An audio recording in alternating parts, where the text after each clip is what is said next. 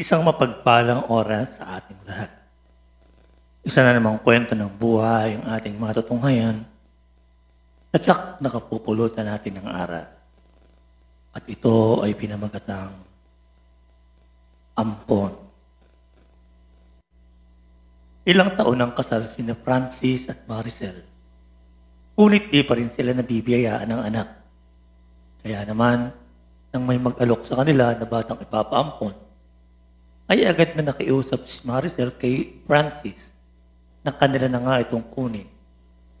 Noong una ay di pa sana sang-ayon dahil mas gusto nga nito ay sarili nilang dugo at laman. Ngunit sa di maipaliwanag na pagkakataon ay hindi pa rin dumarating ang matagal na nilang hinihintay. Kaya naman, dahil sa kagustuhan ng kanyang kabiyak, ay wala na itong nagawa. Agad nilang inayos ang proseso upang maging legal ang pag-ampon nga nila dito. Dahil na din sa tulong ng ilan nilang mga kakilala, ay agad nilang nailipat ang pangalan nito at naging ganap ang pag-ampon nila. Masayang masaya si Maricel nang maging ganap na nilang anak si Jenny. Ngunit si Francis ay di maiwasan na di agad mapalapit sa bata.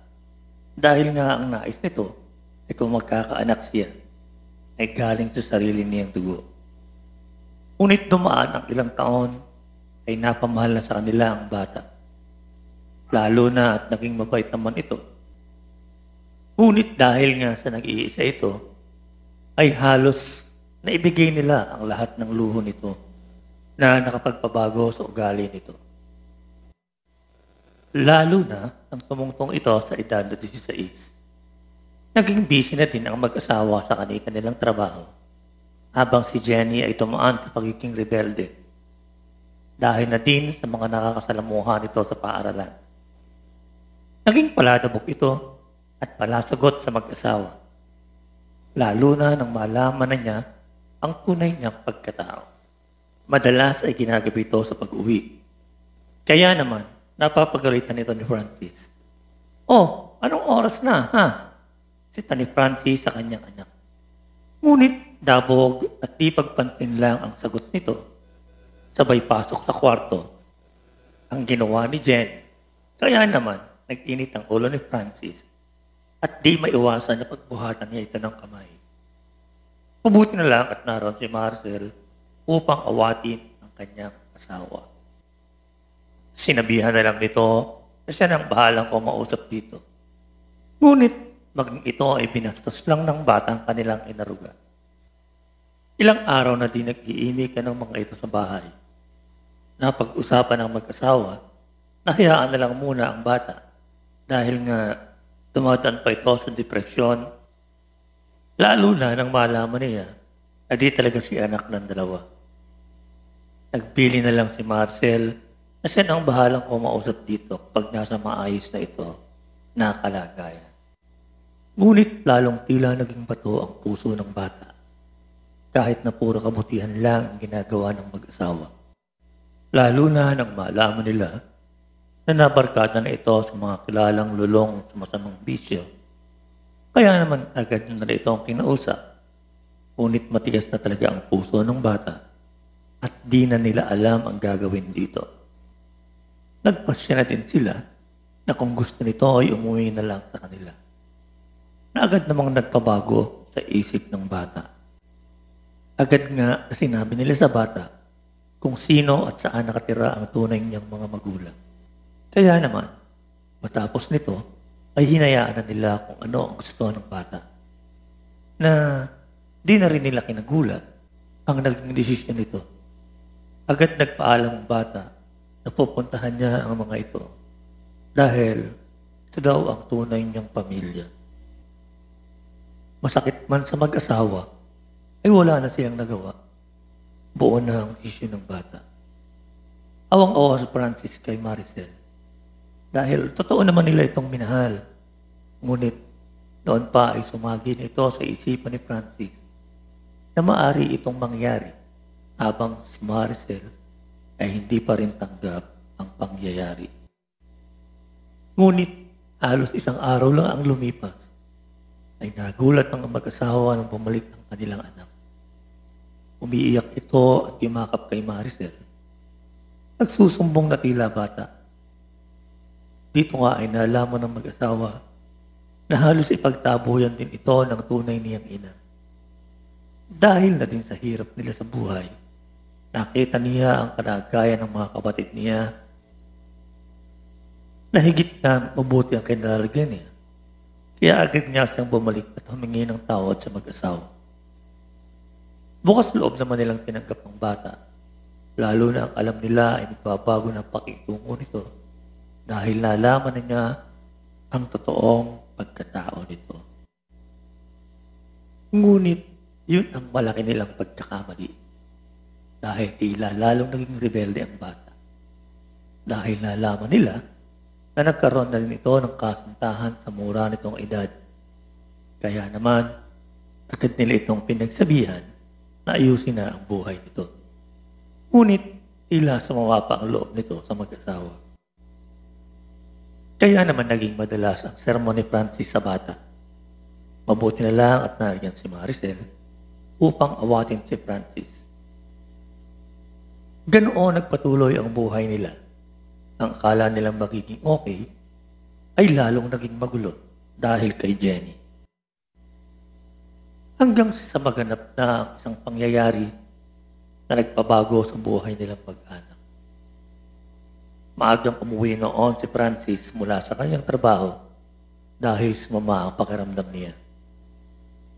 Pagdating niya ng bahay ay tila may nararamdaman siya na di tama na nangyayari sa kanyang bahay. Kaya dali-dali siyang pumasok. Nagulat na lang ito nang madatnan niya ang kanyang anak kasama ang dalawang lalaki na kilalang lulong sa ipinagbabawal na gamot. Abala ang mga ito sa pagpapakasasa sa katawan ng kanyang ampon. Na tila wala namang pagtutol si Jenny. Sa galit niya ay napasigaw ito na kinagulat ng tatlo. Agad nagpulasan ang mga ito at iniwan si Jenny. Nag-iiyak ang dalagita dahil sa takot kay Francis. Ngunit agad niya itong sinabihan na mag-ayos ng sarili dahil mamaya pagdating ng kanyang ina ay may kailangan silang pag-usapan. Bago pa noon ay pumasok na si Francis sa kanilang kwarto. Dahil na din sa masamang pakiramdam ni Francis ay agad siyang nakatulog. Di na niya namalaya ng pagdating ng kaniyang asawa. Agad namang sinalubong ni Jenny. Umiiyak ito at gumawa ng kwento dahil sa natatakot ito na palayasin sa kanilang bahay. Pinagbintangan niya ito na ginawan siya ng masama ng kanyang ama-amahan. Nalubos na ikinagalit ni Maricel. Di na napigilan pa ni Maricel ang sarili at agad tumawag ng pulis. Nagulat na lang si Francis nang gisingin siya at arestuhin ng mga ito. Agad niyang dinala si Francis sa presinto at todo ang paliwanag sa kanyang asawa. Ngunit sarado na ang tainga nito sa paliwanag ng kanyang asawa. Agad ding pinasuri si Jenny upang masiguro kung nagkaroon nga ng paggalaw kay Jenny. Lalong napuot si Maricel kay Francis nang pagpositibo ang dalaga. Kaya naman, nagdusa si Francis sa kulungan kahit alam naman niya na wala siyang kasalanan. Ilang araw siya sa kulungan at dito nakaranas siya ng pananakit ng mga preso. Lalo na at mainit ang dugo ng mga ito kapag kagaya niya ang naging kaso. Ngunit dahil sa masama niyang pakiramdam at tindi ng sakit na ginagawa sa kanya, ay di na kinaya ng kanyang katawan. Bumagsak na lang ito at nawala ng malay. Agad siyang itinakbo sa ospital, ngunit huli na ang lahat. Ngunit sa bahay naman nila, na walang kamalay-malay sa nangyari kay Francis, ay tila na konsensya naman si Jenny. Kaya naman, agad niyang kinausap ang ina at ipinagtapat ang totoong pangyayari. Para namang binuhusan ng tubig na malamig na tubig si Maricel. At napasigaw. Galit na galit ito na kinumpronta si Jenny at nagtatanong kung bakit niya ito nagawa sa kanyang asawa. Nag-iiyak na lang ito at humingi ng tawad. Ngunit nabaliktad na ang pangyayari. Sobra na ang galit ni Maricel sa kanyang anak-anakan.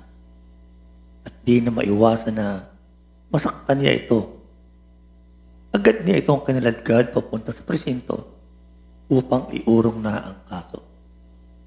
Ngunit nang makarating sila rito, ay agad naman silang sinalubong ng masamang balita dahil sa nangyari kay Francis. Agad silang pinadiretso sa ospital dahil may nangyari daw kay Francis. Lalong naghalo-halo ang emosyon, Maricel. At di na alam ang gagawin. Habang si Jenny naman ay iyak lang ang nagawa. Pagdating nila ng ospital, ay nagulat na lang sila sa kanilang nadatnan. Dahil ang asawa niyang napagbintangan ay nakabalot na ng puting kumot. Halos maglapasay si Maricel sa samot-saring nararamdaman nito sa anak-anakan at awa sa kanyang mabuting asawa. Ilang saglit pa ay tila di na rin nakayanan ng kanyang dibdib. Agad itong nawalan ng malay, bumagsak na lang sa tabi ng kanyang asawa. Ilang saglit pa ay sumama na rin siya sa kanyang asawa dahil pinawian na din ito ng buhay. Napuno ng emosyon ang tagpong iyon habang si Jenny ay lumabas na lang ng ospital. Nagtatakbo kahit di alam ang patutunguhan at dinadin ang huling kita sa kanilang anak-anakan. Inhatid ang mag-asawa sa kanilang huling hantungan na magkasama habang si Jenny naman ay wala nang naging balita sa kanya.